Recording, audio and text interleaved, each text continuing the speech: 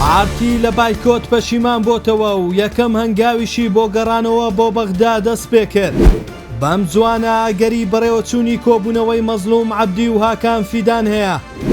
چوارچێوەی هەماهەنگی دوایین کۆبوونەوەی خۆی ئەنجام دەدات و ناوی کاندیدی سەرۆکوەزیران ئاشکرا دەکات.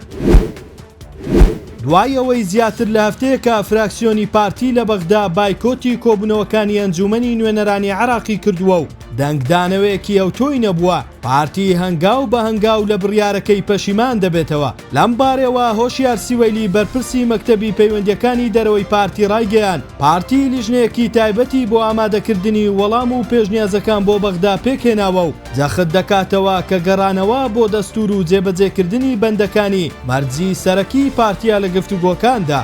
ناوبرا وتیشی پەیوەندیەکان نەپسراون و بڕیار بوو شاندێکی سەرۆکی فراکسیۆنەکان سەردانی هەولێر بکەن، بەڵام بۆی هەندێک کێشەی تەکنیکیەوە سەردانەکە بۆ کاتێکی تر دواخراوە. جێی باسا ئەوە چەندەمین جارە پارتی بایکۆتکردنی لە پەرلەمان و حکوومەتی عێراق ڕادەگەێنێت، بەڵام بەهۆی بێکاریگەربوونی پەشیمان دەبێتەوە.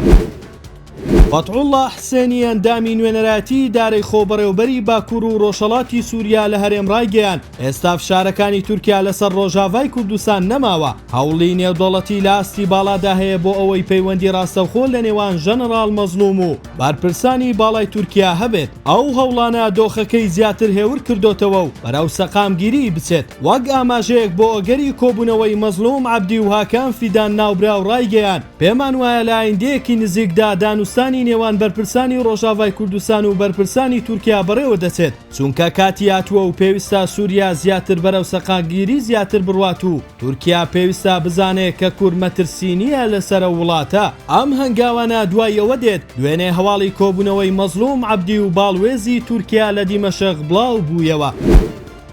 عەلی لامی پەرلەمانتاری پێشووی ئەنجومەنی نوێنەرانی عێراق پێشبینی کردووە ئەمڕۆ یەکشەممە چوارچێوەی هەماهەنگی یەکلایکردنەوەی ناوی کاندیدەکەی بۆ سەرۆکایەتی حکوومەتی داهات و ڕابگەێنێت. لامی بە پێگەی بەغدا دلیەومی ڕاگەیاند بەهۆی ئەوەی ئەمڕۆ کۆتاوادەی دەستوریە بۆ پێشکەشکردنی کاندیدی گەورەترین فراکسیۆنی پەرلەمانی هێزەکانی چوارچێوەی هەماهەنگی جوڵەی سیاسیان چڕ کردوتەوە. ناوبرا و ئاماژەی بەوەش کردووە شەوی ڕابردوو کۆبوونەوەیەکی گرنگ بە سەرۆکایەتی مەحەممەد شیع سوودانی و بە ئامادەبوونی عەمار حەکیم و قەیس غەزعەلی بەڕێوەچووە بۆ یەکلایکردنەوەی ئەم دۆسیەیە.